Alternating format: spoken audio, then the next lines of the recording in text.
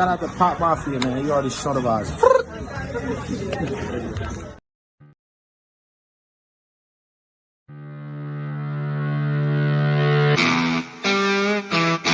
Movavi.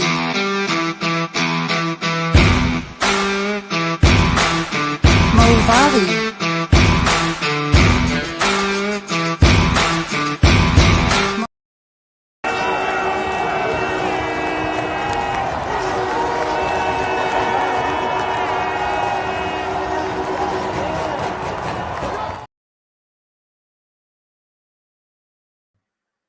All right, we are live here for another live Pops Mafia, talking about our upcoming game here.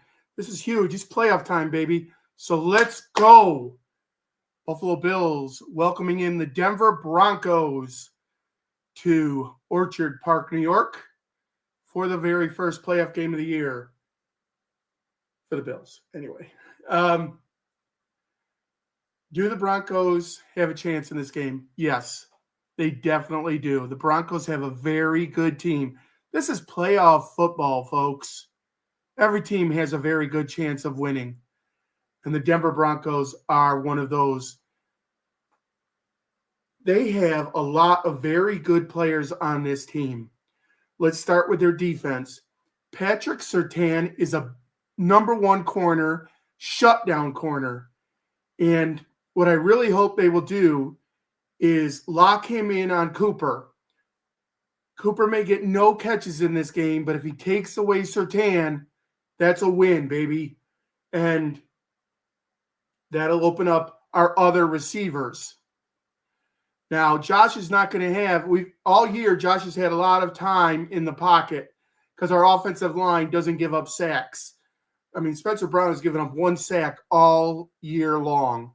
And he's the least sacked quarterback in the NFL. However, the Denver Broncos come in with the most sacks in the NFL. Zach Allen up the middle is a beast. A beast. And he is going to play a pivotal role in this game. This guy shuts down the run up the middle, and he gets pressure on the quarterback up the middle. And once he solidifies the middle, then the ends come rushing in. And they have a good rotation of defensive ends, headed up by Nick Bonito, who was today named to the second squad on the All-Pro team. Nick Bonito comes in with a lot of sacks on the season. This guy is a sack monster. And we're going to have to game plan for him. But you can't just game plan for him because that's how the other guys are getting sacks, is when you game plan for Bonito or Allen, then the other guys will come in, and they've got quality other guys up there rushing the passer. So our offensive line is going to have their hands full, more than they've had their hands full all season long. Emphasize that. All season, our offensive line is going to have to show up for this game. In my opinion, it's what the Bills' offensive line is going to be able to do, and if they can handle the defensive pass rush and run stops of the Denver Broncos, then the Bills will win the game. If they struggle with that, it's going to be a game for sure. And teams all year have been struggling with that. So the defense is good. Let's go over to the Broncos' offensive side of the ball. Cortland Sutton is a good wide receiver. So they've got a good wide receiver. They have another fast little guy. His name is Mims. He's good too. And Bo Nix is not really a rookie because he's played so many big games in college football, under the lights, prime time, whatever you want to say, bowl games. I mean, Bo Nix has seen it. So he doesn't really come in as a rookie, in my opinion. And the kid can ball. And he's showing that he can play in the NFL. However, he is an NFL rookie. Someone asked the Denver Broncos head coach this week what if Bo Nix will be able to handle it in his first start in the NFL. and coach quickly came back and said it's his first start in the NFL playoffs. So this is a big game, but Bo Nix has seen it, and it's going to be hard to rattle him is my big point there.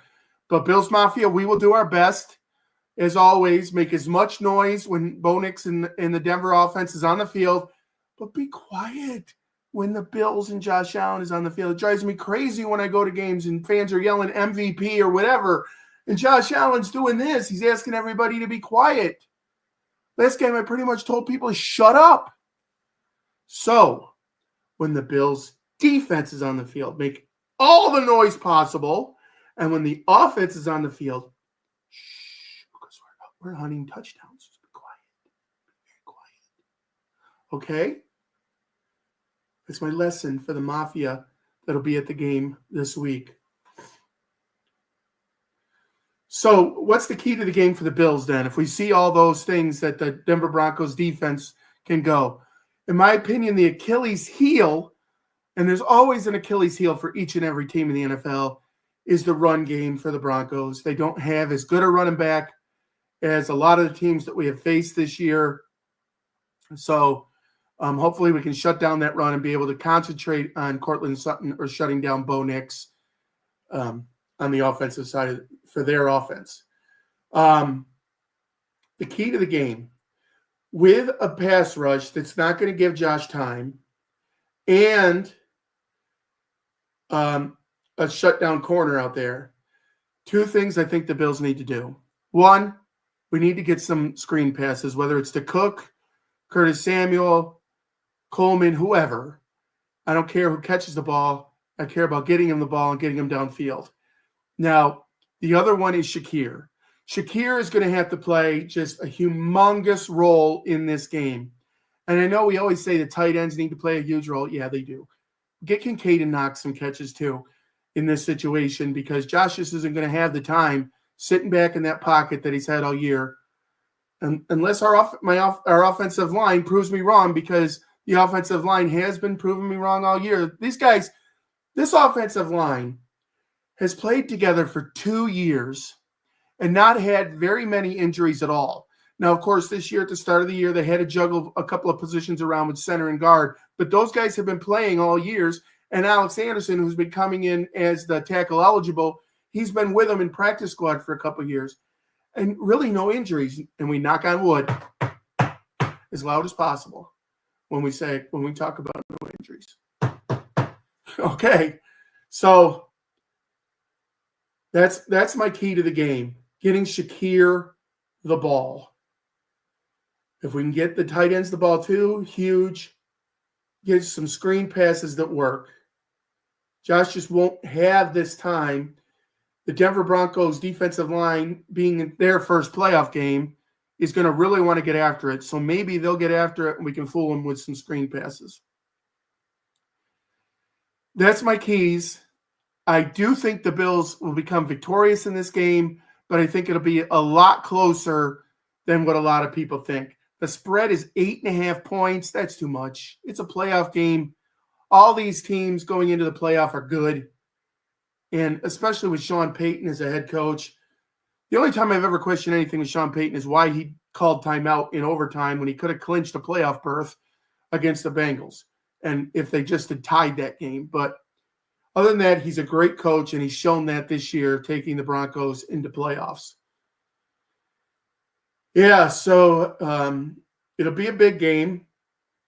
I do have a couple of practice squad players that I do want to get autographs from at the game, and I hope I'm able to do that. And Codrington, not a practice squad player, but Codrington is injured, and he is someone I need to get an autograph from too. They said he's questionable for the game now. The big thing with Codrington was he's our punt returner and kick returner, and he's been our punt returner all year. So we need him to be the punt returner because no one else has returned a punt all season. But last week against the Patriots, he deserved the time to play some corner. He wants to play corner in the NFL. They burned him a few times, but he's got to learn by taking snaps. The unfortunate thing is if you take snaps in an NFL game, you got a chance of getting hurt. He did just that. I think it was a hamstring pull. Those are hard to come back from, especially 1 week later. But we'll see. If he's questionable, there must be a chance. If not, what do we do at punt? Johnson, I think, is the answer. He's took some punts last year and punts in training camp. But you've always got, oh my goodness, I can't believe I'm even saying this, Micah Hyde that could come off the practice squad and return punts. He is a safety punt returner, meaning he's very accurate at catching the ball. He does not fumble, but it's safe. He's a little slower than Codrington, a lot slower than Codrington and Johnson, but we know we're going to probably have the ball after the kick, and he can return it. But could you imagine, just for a second, that Micah Hyde does get a punt return in this game? First, he's got to be called up off the practice squad. But if he gets a call up and he gets a punt return in this game and he runs it back for a touchdown, it's going to be as insane as when Nyheim Hines returned those kickoffs after Damar Hamlin's heart problems that year. So, yes, Derek, they definitely do need to work on a strong start right out of the gate. If they can get up on the Broncos, then the Broncos will start thinking in their heads, do we really belong here? Because we are the last playoff team to get in. The only reason we're here is because Kansas City laid down the last week and, they didn't want Cincinnati to make the playoffs. Let's start them thinking that stuff. When they go out on the field, they run right by me, and I'm going to be telling them that stuff. I'm going to try to put it in their ear before the game even starts. I'm not going to go out there and say, Bo, you got this because you played so many bowl games. No. I'm going to tell Bo Nix, this is your first NFL playoff game. This is new. Yeah. So, playoffs. We wait all year for this.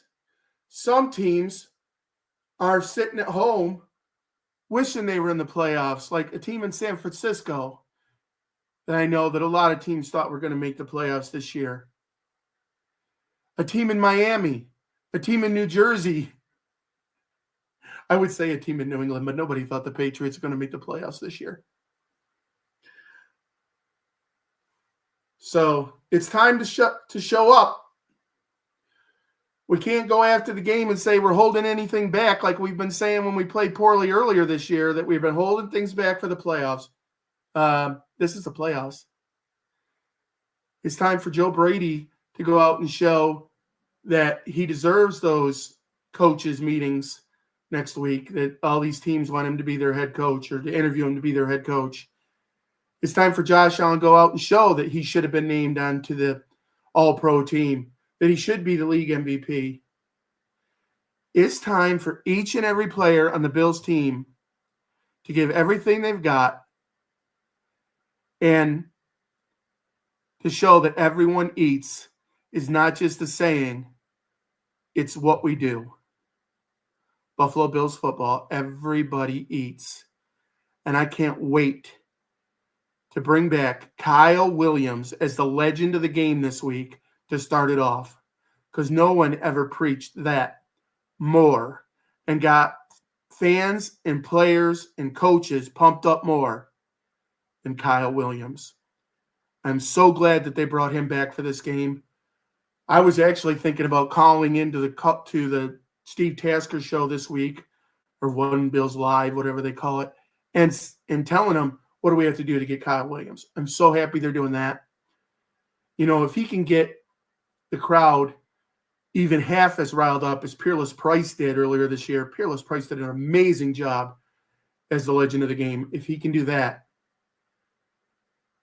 we're going to start strong. He'll get us going. He'll start us strong. I knew after Peerless Price did it that we were going to start strong against the Chiefs, and we did. So let's go, Mafia. Mount up. It's time to circle the wagons. And with that, I say, go Bills. And remember, always remember, this very, very important thing. God loves you, and so do I.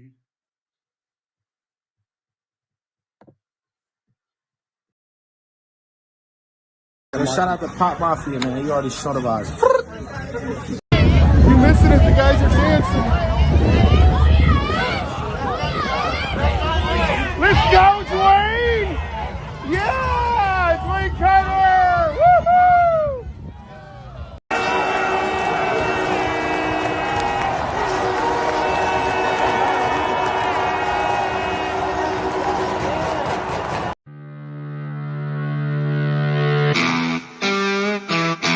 Movavi.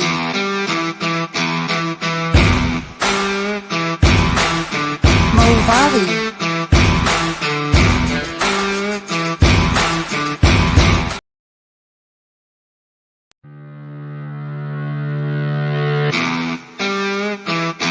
Movavi.